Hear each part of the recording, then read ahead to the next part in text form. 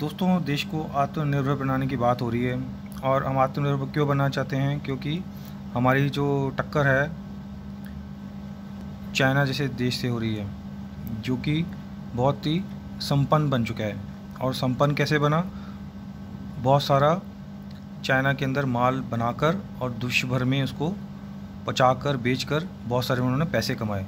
इसीलिए चाइना की हेकड़ी भी दिन ब दिन बढ़ती जा रही है। और दूसरी हेकड़ी का कारण है कि वहाँ पर जो राज्य करने वाली जो पार्टी है, चाइना कम्युनिस्ट पार्टी, वहाँ पर डेमोक्रेसी नहीं है। तो ये एक और ख़तरे का कारण है, क्योंकि डेमोक्रेटिक कंट्री कोई भी हो वो बहुत रिस्पॉन्सिबल डिसीजन लेती है। बट चाइना एक तरीके ऑटोक्रेटिक कंट्री ही है, जहाँ पर सिर्फ एक ही पार्टी का राज है और वो जैसे चाहें वैसे करती है।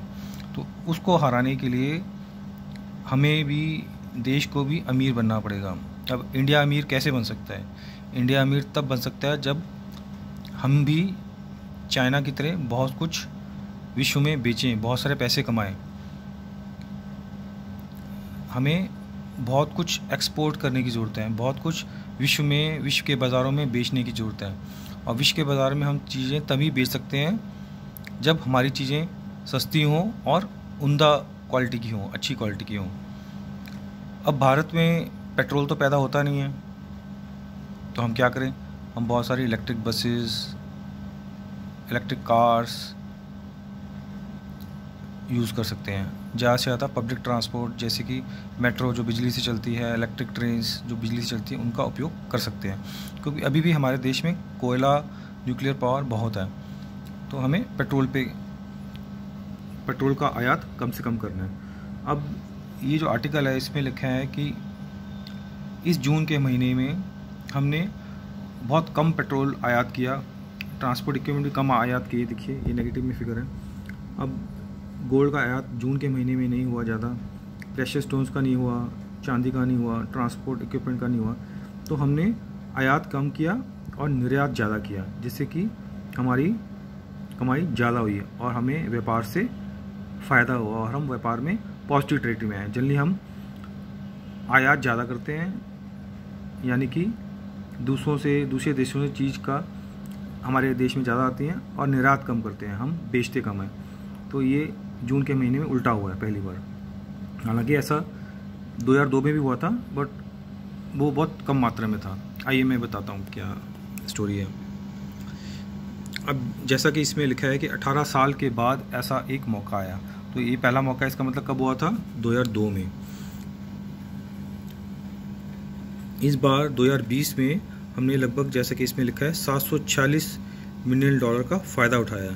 यानी कि हमने निर्यात ज़्यादा किया और आयात कम किया, जिससे फ़ायदा लगभग 786 मिलियन डॉलर को हुआ, जो कि लगभग 6000 करोड़ के बराबर है।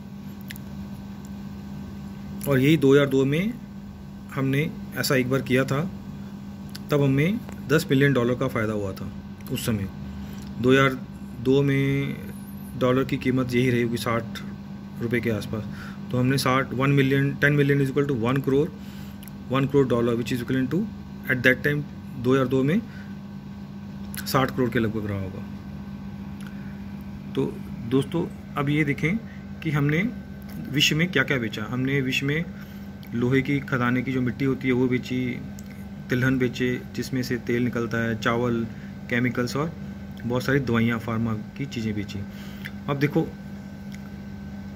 इस जून के महीने में हमने गोल्ड का आयात कम किया, क्योंकि लोगों के पास पैसे नहीं हैं। ज़्यादातर गोल्ड ब्लैक मनी वाले ही लेते हैं, आपको पता है। अमीर लोग गोल्ड को खरीद के उसको छुपा लेते हैं, या फिर गोल्ड का आयात इसलिए भी किया जाता है कि उसके ऊपर प्रेशियस स्टोन्स की मीनाकारी करके इसको दोबारा विश्व में बेचा जाता है। तो इसको इंपोर्ट होता है, और कुछ इंपोर्ट गोल्ड का आयात करके उसकी जेवर बना के उसको विश्व में दोबारा से बेचा जाता है। ऐसे प्रेशियस स्टोन, चांदी, ट्रांसपोर्ट इक्विपमेंट कम आयात किए हमने। पेट्रोल, क्योंकि आप जानते हैं कि इस समय पेट्रोल डीजल हमने देश में जान के ही बहुत महंगा किया हुआ है, ताकि लोग कम से कम तेल का उपयोग करें, कम से कम घर से बाहर निकलें, सोशल डिस्टेंसिंग मेंटेन करें और ज़रूरत पड़ने पर ही बाहर निकलें। और इससे सरकार को भी आमदनी काफ़ी अच्छी हो रही है। तो कुल मिला के वैसे भी हमें पेट्रोल कम से कम ही यूज़ करना चाहिए। और इसमें जो एक चीज़ का जिक्र नहीं है वो है इलेक्ट्रॉनिक गुड्स। भारतीय इस चीज़ों के लिए बदनाम है कि उनको मोबाइल से बहुत प्यार है। बहुत सारे, अब तो खैर चाइना के लोग मुझे लगता नहीं मोबाइल खरीदेंगे, तो बट मोबाइल्स के अलावा टीवी, बहुत सारी इलेक्ट्रॉनिक गुड्स हम खरीदते हैं जिनका हम लोग दूसरे देशों से आयात करते हैं, जो कि गोल्ड, पेट्रोल के बाद तीसरे नंबर पे आता है। तो अगर हम सोने की अननेसेसरी आयात ना करें, अननेसेसरी उसको उपयोग ना करें, जो सोने के जेवर क्यों पहनने, बस जितना ज़रूरत उतना ही पहने। गोल्ड में इन्वेस्टमेंट भी कोई अच्छी चीज़ नहीं है। पेट्रोल को कम से कम यूज़ करें, इलेक्ट्रिक कार्स का उपयोग करें, पब्लिक ट्रांसपोर्ट का यूज़ करें, मेट्रो में जाएं। आजकल तो वैसे भी घर से बाहर निकलना चाहिए। तो ऐसे चीज़ अगर हम करेंगे तो देश अमीर बनेगा और देश को चाइना से मुकाबला करने में भी आसानी होगी। अब देखिए, ये भी कुछ डाटा है।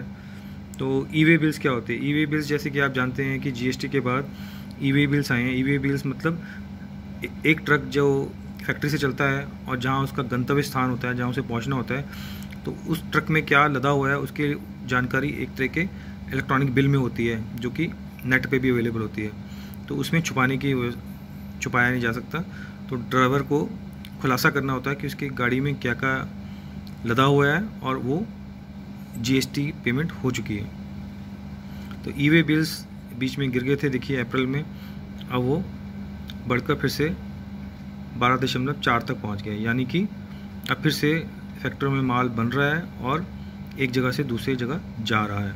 इसलिए जीएसटी का कलेक्शन भी काफ़ी अच्छा हो गया है, जो कि 90,000 करोड़ तक पहुंच गया है। तो जब पहले भी जब स्लो डाउन था तो भी 90,000 करोड़ के लगभग ही था, जो बीच में गवर्नमेंट ने बहुत खींचतान करके, वसूली करके कैसे भी 1 लाख करोड़ तक पहुंचा दिया था। पीएमआई भी धीरे धीरे बढ़ रही है।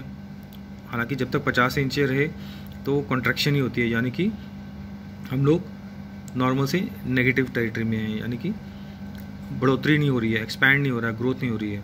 तो 50 से ऊपर अच्छा होता है, यानी कि हम एक्सपैंड कर रहे हैं, बढ़ोतरी कर रहे हैं। अनएम्प्लॉयमेंट रेट की फिगर्स इंडिया में क्योंकि बहुत ज़्यादा अच्छा डाटा नहीं होता, तो इसलिए कुछ भी कमेंट करना मुश्किल है। तो दोस्तों, ये मैं हिंदी में इसलिए बोल रहा था ताकि हमारे देश के लोग जानकारी रखें, मूलभूत जानकारी, बेसिक जानकारी हमें होनी चाहिए कि हम किस स्थिति पे हैं और हमें आगे कैसे अच्छा बढ़ना है, कैसे बढ़ें ताकि हम देश को अच्छी तरीके से चाइना की तरह मजबूत बना सकें।